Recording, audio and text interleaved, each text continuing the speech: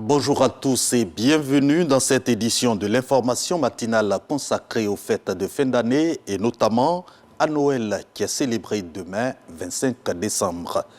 Abidjan s'illumine pour faire peau neuve et donner de la gaieté aux populations. La première dame, Dominique Ouattara, a présidé la cérémonie de lancement d'Abidjan Ville Lumière. L'initiative du district autonome d'Abidjan a pour terme cette année Côte d'Ivoire, pays de l'hospitalité. Mahama Traoré. Et c'est parti pour Abidjan Ville Lumière 2023. Une fois de plus, sous les auspices de la première dame Dominique Ouattara, marraine de l'événement. Cette année encore, les grandes artères des communes du district d'Abidjan offriront un décor lumineux époustouflant à mesure d'égayer les populations en ces festivités de fin d'année. Le Premier ministre Robert Begré-Mambé indique que le thème choisi cette édition est en lien avec la tenue de la 34e édition de la Coupe d'Afrique des Nations de football en Côte d'Ivoire dès le 13 janvier prochain. Madame la Première Dame, la lumière a plusieurs noms. La lumière, c'est la beauté, c'est la joie, c'est l'espérance. Mais la lumière, c'est aussi l'hospitalité. C'est pourquoi, Madame la Première Dame, cette année, le thème des illuminations de Abidjan Ville Lumière, c'est la Côte d'Ivoire, pays d'hospitalité. Nous trouvons là l'occasion de démontrer au monde entier la beauté, la bonté de cœur des Ivoiriens. C'est aussi une occasion pour montrer au monde entier notre grande hospitalité en réservant à tous nos frères et sœurs africains et du monde entier qui seront avec nous dans notre beau pays, que ce pays est une terre d'accueil. Marraine de cet événement, depuis son lancement en 2012, la première dame Dominique Ouattara se réjouit d'apporter de la gaieté au cœur des populations du district d'Abidjan en faisant briller la capitale économique de mille feux. Avec ces illuminations, la magie des fêtes de fin d'année prend tout son sens dans nos cœurs et dans nos esprits. C'est une totale réussite dont nous sommes très fiers et qui caractérise de façon remarquable la ville d'Abidjan durant la période festive de la fin de l'année. À cet effet, je voudrais remercier tous les partenaires qui ont contribué à la mise en œuvre de ce bel événement. Les animations lumineuses qui ont été pensées et conçues cette année avec la Coupe d'Afrique des Nations en toile de fond sont de véritables chefs-d'œuvre. Nous avons hâte de les voir prendre vie. En plus des illuminations le 31 décembre, nous pourrons profiter du traditionnel feu d'artifice sur les bords de la lagune ébriée. Ce spectacle pyrotechnique marquera de façon magistrale le passage à l'année nouvelle. Ces feux d'artifice viendront rajouter de la joie au cœur des Ivoiriens dans la période des fêtes. Mieux encore, quand un geste est fait à l'endroit des ménages jugés économiquement faibles, ils ont reçu des dons en vivres et non-vivres en guise de soutien pour ces fêtes de fin d'année. Au-delà de cette remise symbolique, une large distribution est prévue dans les 13 communes formant le district autonome d'Abidjan. Je vous le disais tantôt et vous le savez, demain c'est Noël. Occasion pour les tout-petits de recevoir des cadeaux du Père Noël. Les parents s'activent comme ils peuvent pour faire vivre un Noël magique à leurs enfants. Ismaël Evradeo a pris le pouls dans certaines surfaces ici même à Abidjan. Son reportage est commenté pour vous par Sephora Zegui. Ici, l'âge n'aurait presque pas d'importance. Seulement voilà, il faut faire de la place aux tout-petits.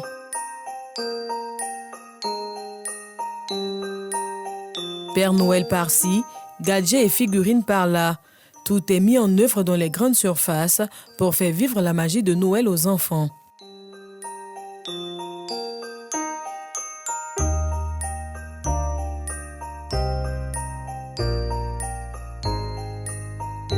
Les parents sont également au rendez-vous. À l'occasion de la Noël, On avait déjà quelques décorations, mais les enfants ont demandé un surplus de décorations.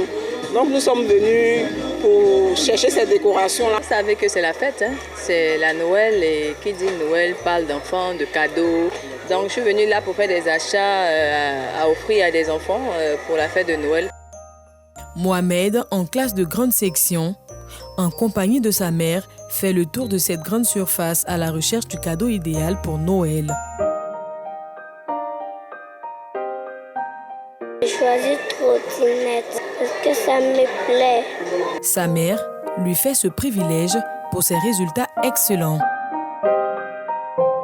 Il a eu 8,66 de moyenne et je suis vraiment fière de lui.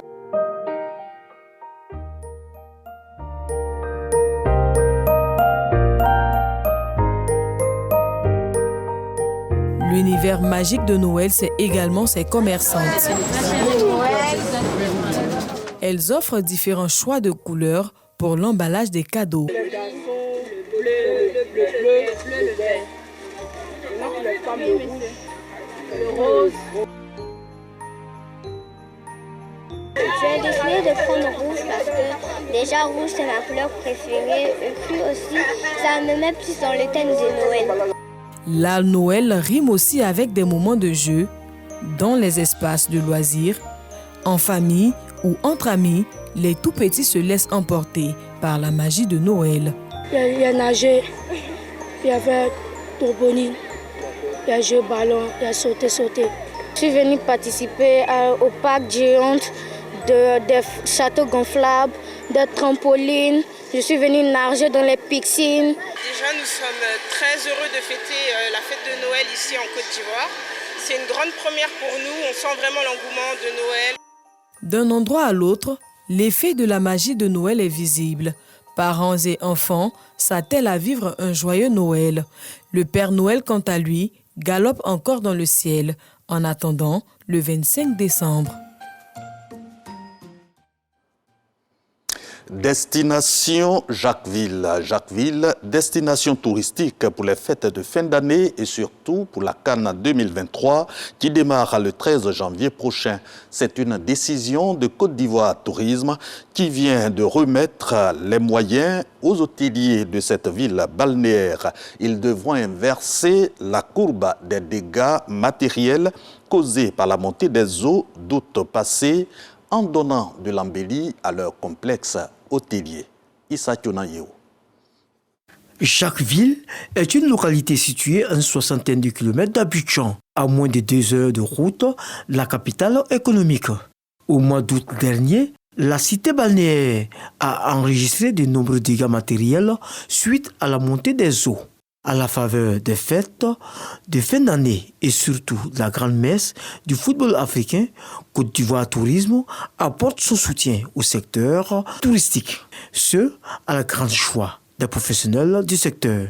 Côte d'Ivoire Tourisme a entrepris des actions de communication, donc les affichages, les fléchages de la route, des panneaux publicitaires et surtout des communications dans la presse pour dire Jacquesville, destination touristique. Et nous aussi, nous sommes prêts, les hôteliers sont prêts à accueillir la clientèle. Chaque année, nous mettons le paquet pour accueillir dans notre réceptif les mélomanes de la Saint-Sylvestre. Mais déjà avec Noël, il y a la décoration pour annoncer la nativité. Longtemps difficile d'accès, la ville est depuis 2015 facile à rallier grâce au pont réalisé par le président de la République, Alassane Ouattara. Jacquesville est la nouvelle destination touristique et avec l'avènement du pont qui avait déjà facilité l'accès à Jacquesville. Donc nous invitons tout le monde à venir à Jacquesville. À ce pont s'ajoute la construction de la voie Abidjan-Dabou qui assure une fluidité de la circulation. Une satisfaction pour les hôteliers de la ville en pleine préparation des fêtes de fin d'année. Les fêtes de fin d'année s'annoncent très bien. Nous avons aussi des offres pour la famille, en couple, avec des amis. Après les fêtes de fin d'année, les hôteliers de Jacquesville vont s'apprêter à accueillir les éventiers touristes qui viendront pour la CAN 2023, prévue du 13 janvier au 11 février 2024. À présent, sénatorial partiel dans le Guémont. Le scrutin d'hier samedi 23 décembre donne vainqueur la liste du RHDP, le Rassemblement des oufouettistes pour la démocratie et la paix.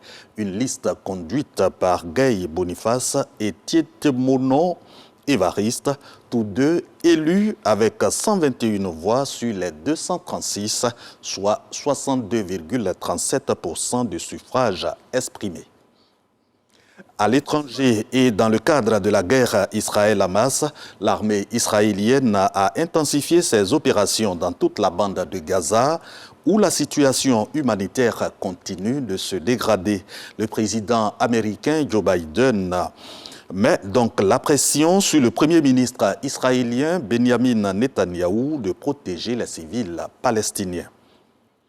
Un pétrolier gabonais sous pavillon indien, le MV Saïbaba, touché samedi 23 décembre en mer Rouge par un drone d'attaque tiré par les rebelles Houthis depuis le Yémen. Sur le continent, au Bénin, le président Patrice Talon pourrait se retirer de la course à la présidentielle en 2026. Le chef de l'État béninois a évoqué la question dans un entretien à la télévision publique hier samedi 23 décembre. C'est la fin de ce journal. Merci de votre attention. Bon dimanche et surtout, joyeux Noël à tous sur RTI 1.